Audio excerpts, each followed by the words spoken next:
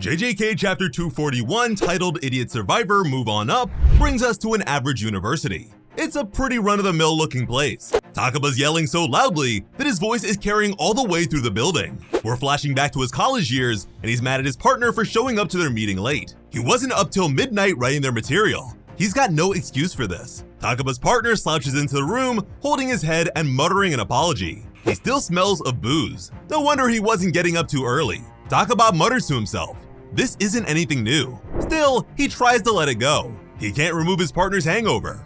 The best thing they can do is just start their rehearsal. So what are these guys going with for their hot comedy routine?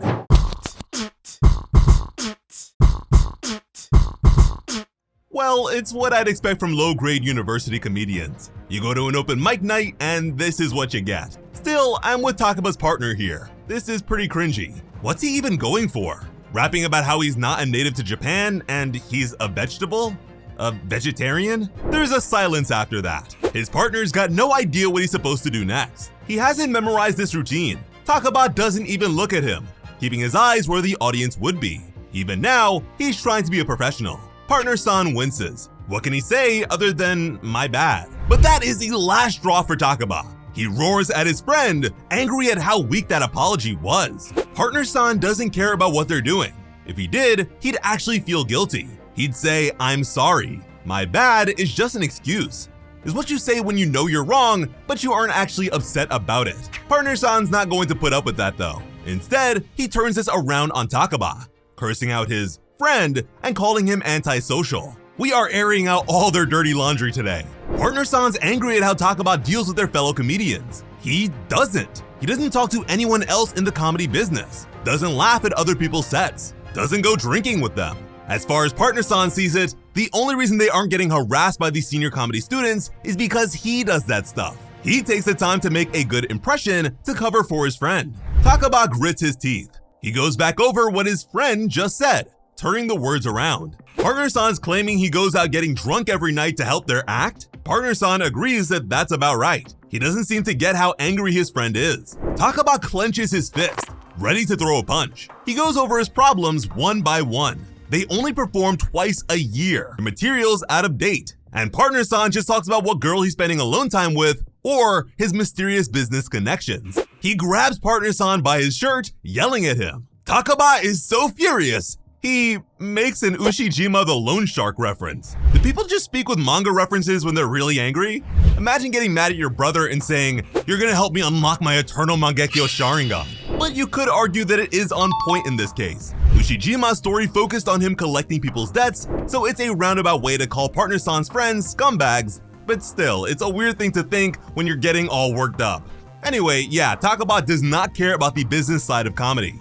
Partner-san's friends, connections, how they deal with other acts. He's only in this to get better at performance. And none of the stuff Partner-san's talking about will make him funny. None of it will help them get better material or engage with the audience more. It's just the boring back end. He's treating this like a job. Partner-san tilts his head, grinning at Takaba. He thinks he's figured out what's going on here. This is just because Partner-san is popular with the ladies, huh? Yeah, sure. It's weird to have a whole chapter focused on Takaba, the man most of us know for walking around in half a birthday suit and telling terrible jokes. And this guy's somehow less self-aware. Takaba's had enough. He laid Partner-san out with a very well-deserved right hook. Takaba yells at him that they have to take comedy seriously, cussing his partner out again. But as he gets up, Partner-san gives us a good point. One that would stick with Takaba for years afterwards. Doing comedy with you isn't fun at all. If we can't laugh at this stuff, why would the audience? Would Takaba's partner have acted this way if their material was actually funny? Was all of the conflict between them just because Takaba sucked at comedy and his partner didn't want to work with him? That was when Takaba started to question his path. It's the first time someone really got under his skin. Why did he even become a comedian in the first place? We then fast forward a few years later. A young Takaba is reading a feedback form from the comedy club he's working at. This audience member ranked Takaba, Mr. Comic, 1 out of 5. They claimed that death would be better than this. Takaba's just staring at this one form. The criticisms clearly got into him. His manager tries to make him feel better. No one can make 100% of the audience laugh. Plus, he didn't completely hate Takaba's set. No wonder this guy's got issues. Even his friends can't say, "You did well." Young Afro Takaba tries to take the compliment, but his heart's not in it. He's just staring at the form, eyes wide. He remembers where he is now, losing a fight with Kenjaku, trying to remember why he even became a comedian in the first place. Next on his flashback train is his professional partner, the guy he did the Grand Prix with, the most successful part of Takaba's career so far. But it wasn't enough. They had failed one time too many for partner-san number 2. He wants to break up their duo. Takaba's nervous, trying to insist that they should give it one last shot. He needs someone else with him, a partner for his act. Partner 2 doesn't bite. This isn't the first time they've gone for one last shot. They're adults now in their 30s. Their classmates join corporations, have wives and children.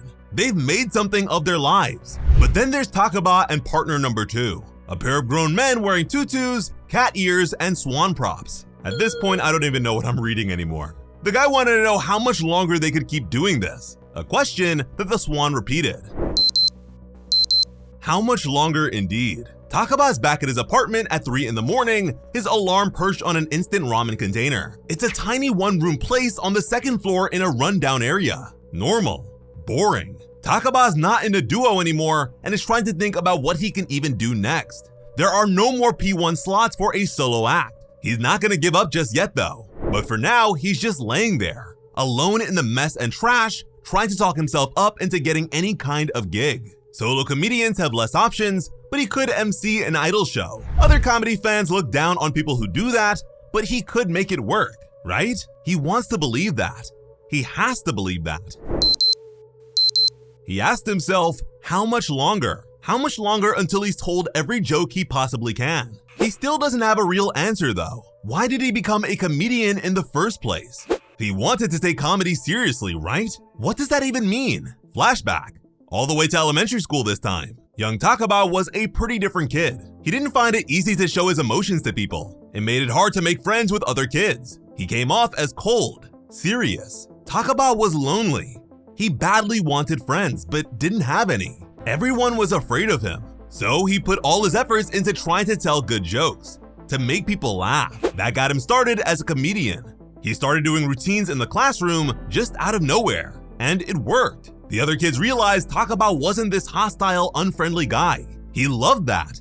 They laughed at his jokes. He made a bunch of friends that way, but never anything deeper than that. Never a true partner for his comedy routines. After that, it's a bit later, and Takaba's still in his apartment, slurping his ramen and watching another comedy duo on his tiny TV. He smiles at the two men on stage, clowning around and making fun of each other. It's easy to see that Takaba envies the bond these comedians seem to have. Watching acts like this probably inspires him to try and form a comedy duo of his own. He dips his head to slurp more noodles, but the second the announcer calls up the next duo, Takaba pulls his head up.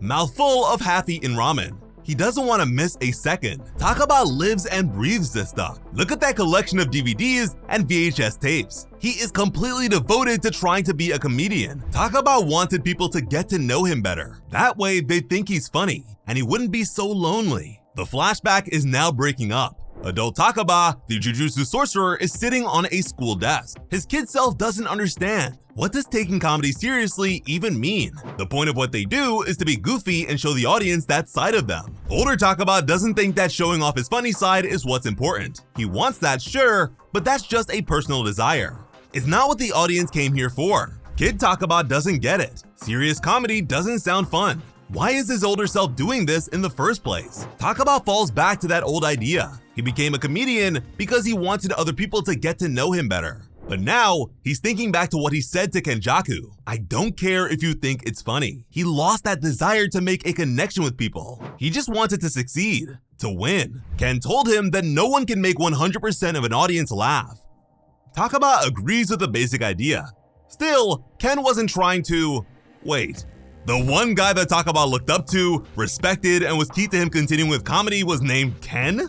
As in Kenjaku? Is that just another coincidence? Did Kenjaku jump bodies in extra time we didn't realize? Probably not, but wow, Gege. Couldn't you have called him anything else? Anyways, yeah, Ken wasn't trying to make Takaba give up on getting that laugh from the whole audience. It was just supposed to be a way for him to deal with the negative reviews. What you do will never be perfect. But Takaba took it the wrong way. Comedy was his way of getting closer to people and showing them who he really was. That just made the criticism personal. Ignoring the critics, putting up a shield between you and them, that makes sense. It has to have been tempting. But it means Takaba gave up on trying to connect with people. Stop trying to be better. It became a job for him. And when he did that, he stopped taking comedy seriously. He became just like that partner-san he hated back in college. His material got stale. In his mindscape, Takaba breaks down into tears. He let his beloved art suffer, all because he didn't want to risk getting hurt again. And here to hurt him some more comes Kenjaku. That's right, we're back in reality, and the ancient sorcerer is ready to finally end their fight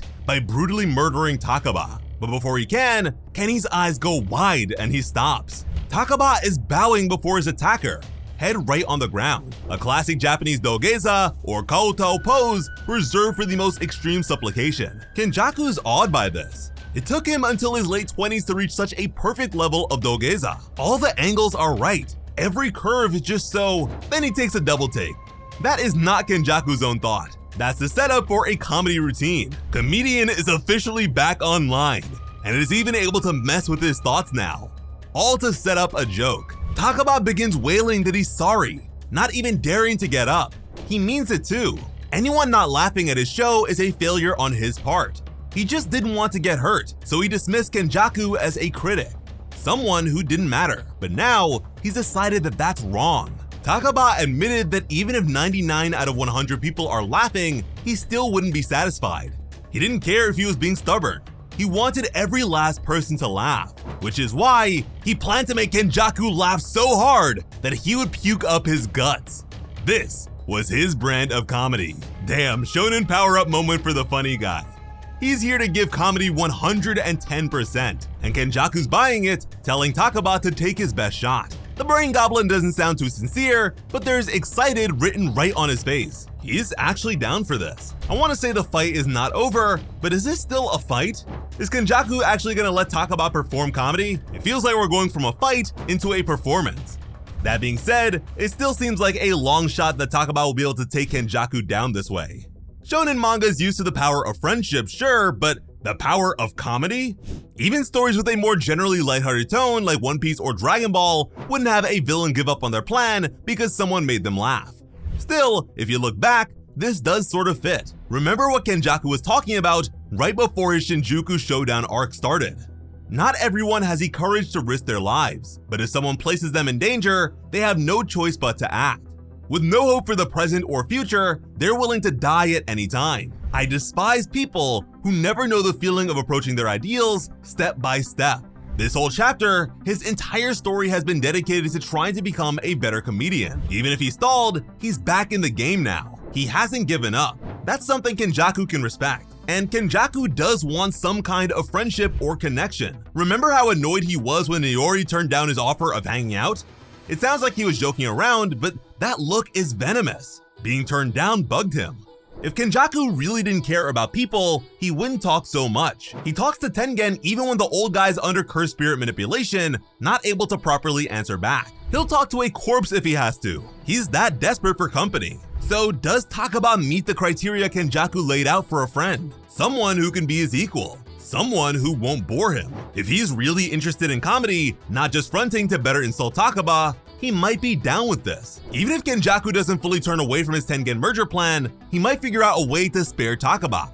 It would be one hell of a troll if Kenjaku managed to turn Jujutsu High's Gamble into his new comedy partner. But even if talking doesn't work, there's actually another bit of foreshadowing that could save Takaba's life.